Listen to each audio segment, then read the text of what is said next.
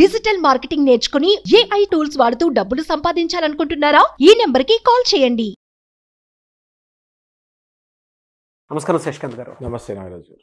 Land titling act, దీని advantages ఏంటి, disadvantages ఏంటి? అంటే ఏపీలో ప్రస్తుతానికి ఇది హాట్ టాపిక్. ఎస్. సో ప్రతి ఒక్కరూ తెలుసుకోవాల్సినటువంటి అవసరం కూడా ఉంది. నేను ఒక ఇన్ఫర్మేషన్ పాయింట్ ఆఫ్ వ్యూ నుంచి అడుగుతూ ఉన్నాను. మీరు అంతా అంటే ప్రస్తుతం ఉన్న విషయాలన్నీ పరిగణలోకి తీసుకుని చూస్తే మీకు ఏ విధంగా అనిపిస్తుంది? డెఫినెట్లీ నాగరాజు గారు, చాలా మంచి సబ్జెక్ట్ ఇది.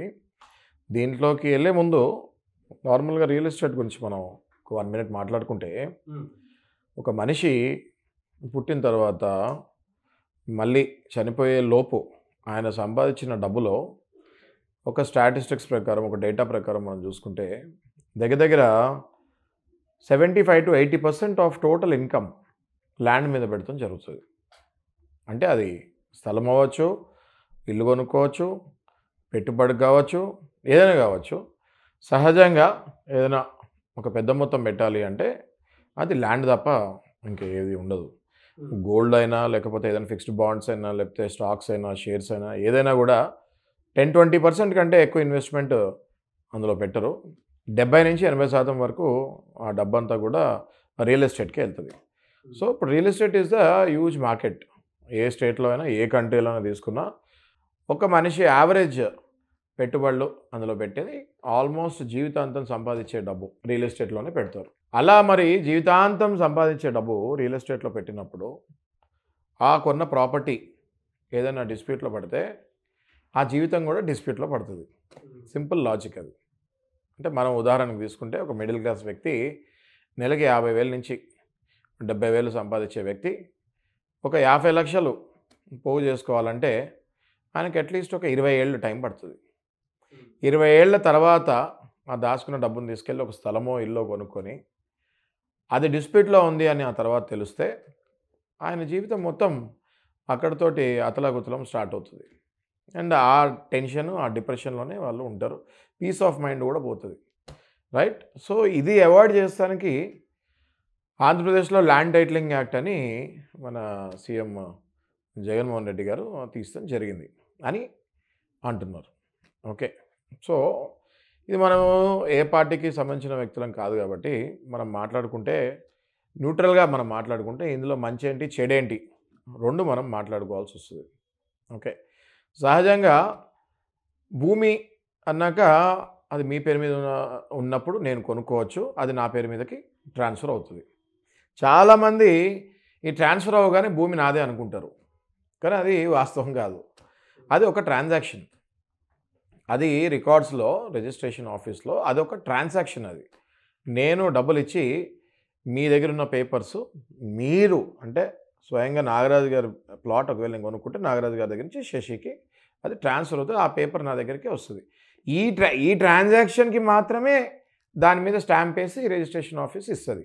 ఓకే, ఈ పేపర్ నాగరాజు గారి దగ్గర నుంచి పలానా శశి గారు కొనుక్కున్నారు, ఈ పేపర్ మీది. ఆ పేపర్లో ఉన్న భూమి మనదా కాదా అన్నది ఇంకా లోతుగా విశ్లేషణకి వెళ్ళాలి. ఎందుకంటే అదే టైంలో ఆ భూమిని మీరు వేరే వాళ్ళకి కూడా అగ్రిమెంట్ చేయొచ్చు, వేరే వాళ్ళ దగ్గర కూడా డబ్బులు తీసుకొని ప్రామిస్ చేయొచ్చు. అసలు మీరు కొనుక్కున్న వాళ్ళ దగ్గర ఆ భూమి కరెక్ట్గా మీ దగ్గర మీకు వచ్చిందా లేదా అన్నది గ్యారంటీ లేదు. ఇది ఓన్లీ ఈ ట్రాన్సాక్షన్కి మాత్రమే అథెంటిసిటీ ఇస్తుంది రిజిస్ట్రేషన్ అన్నది. But it is a kind of a presumptive deed, not a conclusive deed. There is a difference between presumption and conclusion. అయితే కంక్లూషన్ అంటే ఏంటి, ఇంకా రైట్ కన్ఫర్మ్ గవర్నమెంటే చెప్పేసింది ఈ భూమి మీది, మీరు కొనుక్కున్నారు ఈ భూమి మీది అనేది గవర్నమెంటే చెప్పేసింది. దాన్ని కంక్లూజివ్ టైటిల్ అంటారు. ఓకే, ఇవన్నీ నార్మల్గా రిజిస్ట్రేషన్ ఆఫీస్లో జరిగేవి a kind of a presumptive title. లేకపోతే ఇవాళ ఇన్ని డిస్ప్యూట్స్ రావు మార్కెట్లో. ఓకే.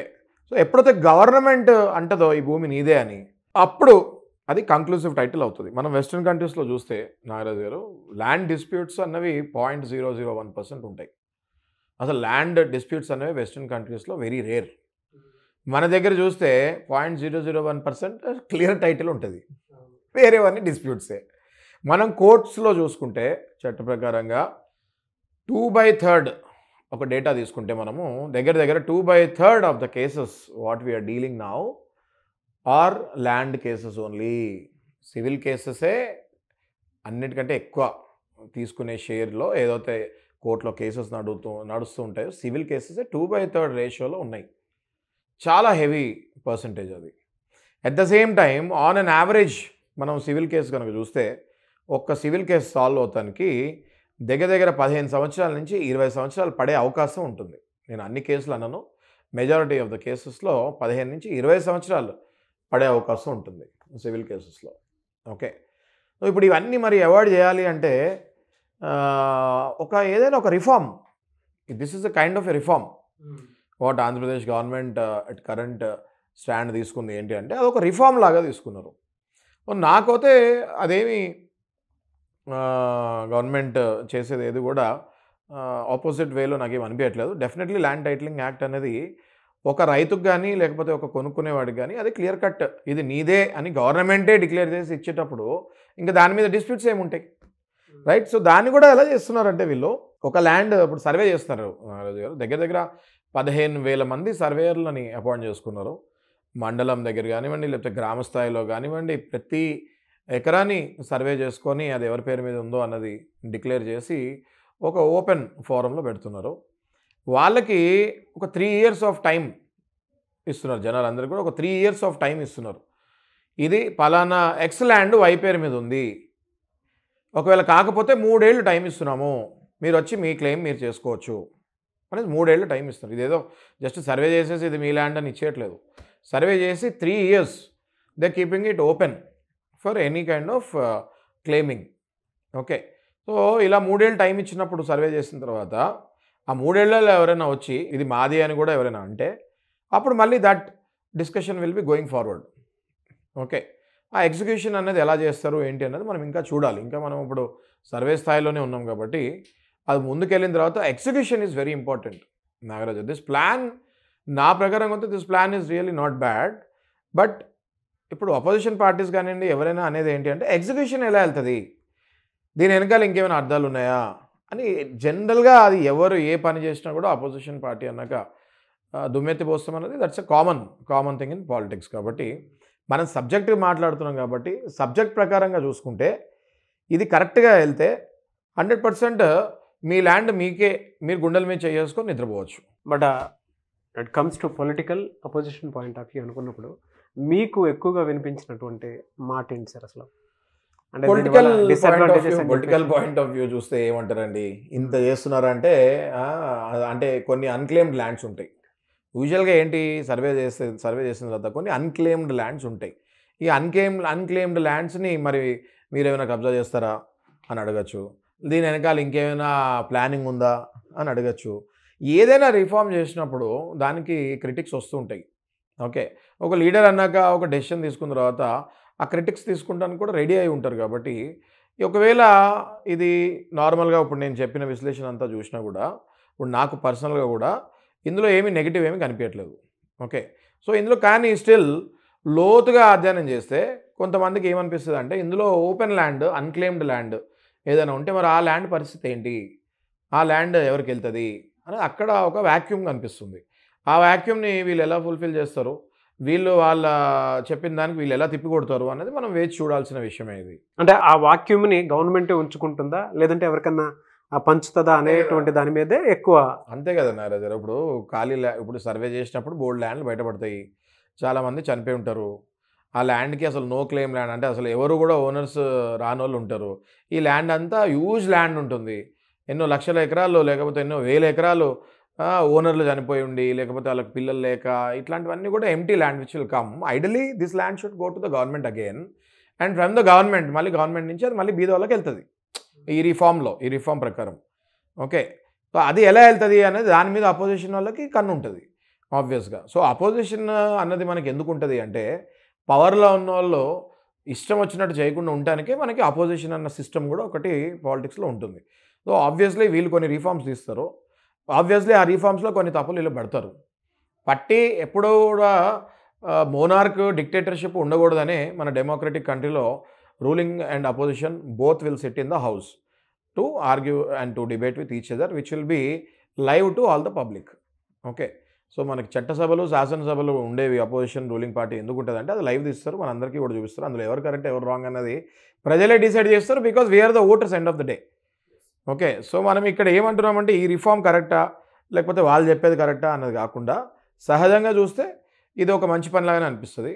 కానీ ఇందులో ఎగ్జిక్యూషన్లో ఒక నెగిటివ్ పాయింట్స్ అపోజిషన్ పార్టీ తీయచ్చు, వాళ్ళకి కరెక్ట్ ఆన్సర్స్ వీళ్ళు ఇచ్చి సాటిస్ఫై చేయాలి. రైట్, చాలామంది అండి ఈ ల్యాండ్ టైటిలింగ్ యాక్ట్ ఎప్పుడైతే ఏపీ పొలిటికల్ టైంలో హీట్గా మారిందో బయటికి రావటం వల్ల అవగాహన కోసమైనా సరే, అంటే మనం వీడియోస్ కూడా దీని మీద తక్కువ చూస్తాము. సో లక్కీగా మనం ఈరోజు మాట్లాడుకోవటం జరిగింది. కరెక్ట్, దీని మీద అవగాహన కోసమైనా సరే అపాయింట్మెంట్ తీసుకొని ఎలా జాగ్రత్త పడితే బాగుంటుంది అనుకునేటువంటి వాళ్ళు ఉన్నారు, లేదంటే నాకు వచ్చేటువంటి దాన్ని ఏ విధంగా తెలుసుకోవాలి అనుకునేటువంటి వాళ్ళు కూడా చాలామంది ఉన్నారు. సో మీ అపాయింట్మెంట్ కోసమని అప్రోచ్ అవ్వాలి అంటే ప్రాసెస్ ఏంటి? తప్పకుండా నాగరాజు గారు, మన వీడియోస్ చాలామంది ఇప్పటికే అప్రోచ్ అయ్యారు, అందరికీ మనం సేవలు కూడా అందిస్తున్నాము. స్క్రీన్ పైన డిస్ప్లే అయిన నెంబర్ పైన మెసేజ్ కానీ వాట్సాప్ కానీ కాల్ అయినా చేయొచ్చు. Any time they can meet us, they can come and approaches. Land issues కానివ్వండి, ఫ్యామిలీ ఇష్యూస్ కానివ్వండి, క్రిమినల్ కానివ్వండి, we deal all kinds of cases. డెఫినెట్గా up to our best will give the service. Anyways thank you అండి, thank you so much Shashikant గారు. Thank you. చూసారు కదండి ఈ వీడియోపై మీ అభిప్రాయాన్ని కమెంట్ బాక్స్లో పోస్ట్ చేయండి. అండ్ మీకు కనుక శశికాంత్ గారితో పాటు నేను చేసేటువంటి షోలో మీరు పార్టిసిపేట్ చేయాలి అనుకుంటే స్క్రీన్ మీద మీ కాంటాక్ట్ నెంబర్ కనిపిస్తుంది, దాన్ని మీరు కాల్ ఆర్ మెసేజ్ వాట్సాప్ చేసి వెంటనే మీరు ఇక్కడికి రావచ్చు. లేదు అనుకుంటే, అంటే మీకు అభ్యంతరం లేదనుకుంటే మీరు రావచ్చు. లేదు అనుకుంటే చాలామందికి పర్సనల్ అపాయింట్మెంట్ తీసుకొని మీకు ఉండేటువంటి లీగల్ సర్వీసెస్ కానివ్వండి, నాలెడ్జ్ కానివ్వండి, ఏది ఉన్నా సరే వాటిని క్లియర్ చేసుకుందాం అనుకున్నటువంటి వాళ్ళు పర్సనల్ అపాయింట్మెంట్ తీసుకుందాం అనుకుంటే కూడా స్క్రీన్ మీద మీ కాంటాక్ట్ నెంబర్ కనిపిస్తుంది, దాన్ని మీరు కాల్ ఆర్ మెసేజ్ వాట్సాప్ చేసి వెంటనే మీరు అపాయింట్మెంట్ అయినా సరే తీసుకోవచ్చు. అండ్ ఏదైనా డౌట్స్ ఉంటే కింద కామెంట్ బాక్స్లో పోస్ట్ చేయండి. ఈ వీడియో లైక్ చేయండి, షేర్ మాత్రం తప్పకుండా చేయండి. ఇలాంటి మరిన్ని వీడియోస్ కోసం మా ఛానల్ ఫాలో అవ్వండి. Thank you. సుమన్ టీవీలో మీ పర్సనల్ అండ్ బిజినెస్ ప్రమోషన్స్ కోసం కింది నెంబర్కి కాంటాక్ట్ చేయండి.